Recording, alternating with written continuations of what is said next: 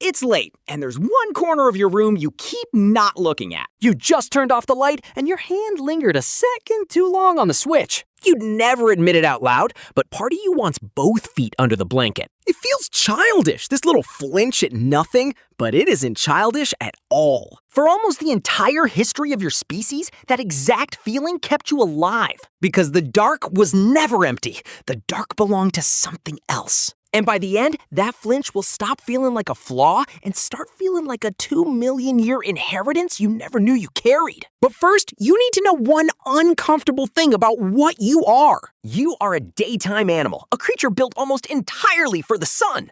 In daylight, you're brilliant. Sharp color, fine detail. You can read a face across a field. But the sun sets every single day, and every single day, it took all of that away. After dark, you were nearly blind, slow, soft, almost helpless. And here's the part we tell ourselves to forget. For millions of years, you were food. Not the hunter at the top, the prey, low on the list, easy to take. If you doubt that, let me show you a child who died around 2.5 million years ago. We call it the Taung Child, an early human ancestor, barely more than a toddler. Its tiny skull carried strange damage, and what made that damage should not feel comforting. Researchers believe those marks match the talons of a large eagle, gripping, lifting, carrying a child away. Hold on to that image, because the sky wasn't even the worst direction. Far to the south, in a cave called Swartkrans, lie the bones of other early human relatives. Their skulls have neat, round punctures, 2 holes spaced a precise distance apart. A researcher named C.K. Brain measured that spacing. He already suspected the answer. The gap matched the lower canine teeth of a leopard. Exactly! His book asked the question we'd avoided. The hunters or the hunted? Leopards killed early humans, then dragged the bodies up trees or down into caves. So picture this from the inside. You're one of those people. The sun is gone. You can't see 10 feet, but something out there can see you perfectly. And that is not a metaphor. The night truly did not belong to us. Because most of the things that hunted us were built for exactly this hour. Big cats, hyenas, they carry a mirror behind their eyes that you don't have. It catches the faintest light twice and hands them a world you can't see. It's why their eyes flash back at you in the dark, that cold amber shine. You've seen that shine and felt your stomach drop. Now you know what it means. It means in the dark, the contest was never fair. They could see, you could not. So your ancestors developed something cheaper than night vision. They developed fear. And I want you to notice what you just did, reading that sentence. Be honest. A few seconds ago, your eyes flicked toward a dark part of your room. You didn't decide to. Something older than you decided for you. That's the whole point. Because fear of the dark isn't really fear of the dark. Watch closely. It's fear of what the dark hides, the threat your eyes can no longer confirm or deny. Take away your best sense and your brain refuses to call the silence safe. So it does the only sane thing. It assumes the worst and it prepares your body. Deep in your brain, there's a small alarm called the amygdala. It never fully sleeps. It pulls the trigger before the thinking part of you even gets a vote. Adrenaline floods in, cortisol follows, and your whole body changes in seconds. Your heart speeds up, your breath gets shallow, you're being ready to run or fight. Your pupils widen, grabbing for any light. Your hearing sharpens to a knife's edge. Every creak in the dark suddenly has a meaning. Every silence feels like it's holding its breath. And maybe you're thinking, but it's almost never a real threat.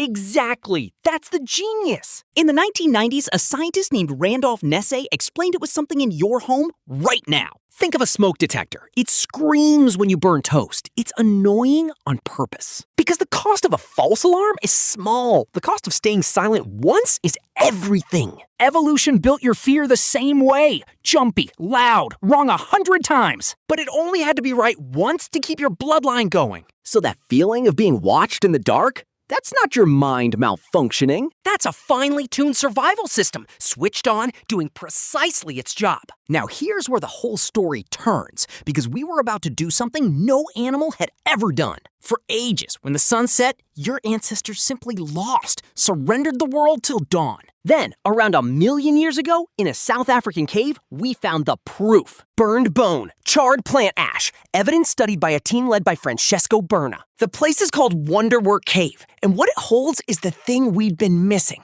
Fire! We learned to hold a piece of the daytime in our hands after dark. And this is where everything flipped. So picture that first circle of light. Light, heat, smoke. 3 things that nocturnal hunters did not want to walk into. For the first time, the night had a border, and humans stood on the safe side of it. You could finally sleep on the ground without being dragged off it. But notice what the fire did not do. It did not delete the fear. It just drew a line on the floor. Inside the light, safe. Past the light, the old rules. And here's the strange gift it left behind. The dark didn't vanish, it got an edge. Every night since, your ancestors stared at that edge and wondered what stared back. Stop for a second. I need you to notice that you're still here. Most people scrolled away minutes ago. You didn't. You're the type who needs to know why. That pull to keep your eyes locked on the voice in the dark, that isn't curiosity. It's older. That's the exact instinct this whole video is about. You're living it right now. So let's talk about who this fear hits hardest. It isn't you, grown and capable. It's children. Children fear the dark far more than adults do. And researchers think that's no accident. Because in the old world, the small and slow were the easiest meals of all. A child who feared the dark stayed close to the fire and close to the adults. A child who felt nothing wandered toward the tree line and often did not come back. So that bedtime terror you can still half remember wasn't weakness. It was a guard. It was an alarm sized for the body least able to survive being wrong. And that alarm never fully left. Watch what your own brain still does without asking. Think about the last time you slept somewhere new. A hotel, a friend's couch. You barely slept that first night. You probably blame the pillow. It wasn't the pillow. Researchers call it the first night effect. A team led by Masako Tamaki studied it. In a strange place, part of your brain refuses to fully go under. It stays half awake. It keeps a watch, listening for the unfamiliar, ready to wake you in an instant. It is, quite literally, a night watch your ancestors stood, running inside you now. You inherited the guard shift? You just don't remember signing up for it. Now, scientists still argue which of these fears we're born with and which we learn. That part is honestly unsettled. But one pattern is almost impossible to wave away. Because the dark frightens us in a strangely organized way, everywhere at once. Across the world, in every culture, the monsters wait in the same place.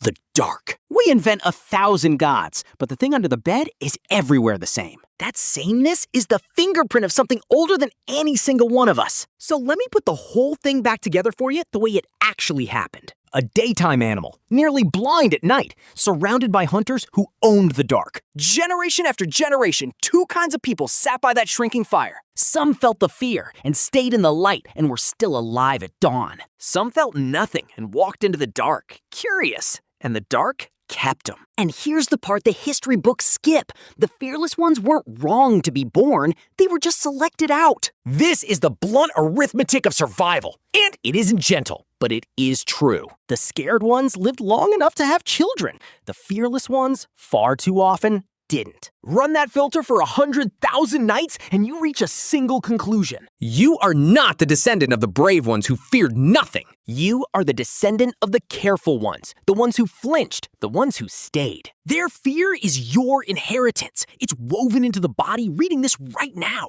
So when the dark makes your skin prickle, you're not being weak or silly. It's a quiet voice, and it only ever says one thing. Don't go into the dark alone. It's the same voice that kept your family alive for 2 million years. And there's one more thing it does that you've probably never connected to any of this. Notice that the dark feels safer when someone you trust is in the room with you. That's the fire and the circle again. We were never meant to face the dark alone. The fear was always a call to gather, to pull close, to keep watch for each other. Maybe that's the real gift hidden inside the oldest fear we own. It didn't just keep us afraid, it kept us together around the light. So, let's go back to where we started, to your room, tonight, just now. That corner you keep not looking at? Your hand that lingered on the switch? The feet you tucked under the blanket, away from the dark floor below. None of it was childish. All of it was ancient. All of it was you surviving. The dark is not your enemy. It's the oldest room your species ever learned to read. And maybe tonight, you'll lie there and actually feel that voice doing its job. So here's what I keep wondering, and I want you to sit with it. What is the one dark corner in your home that your eyes still refuse to trust?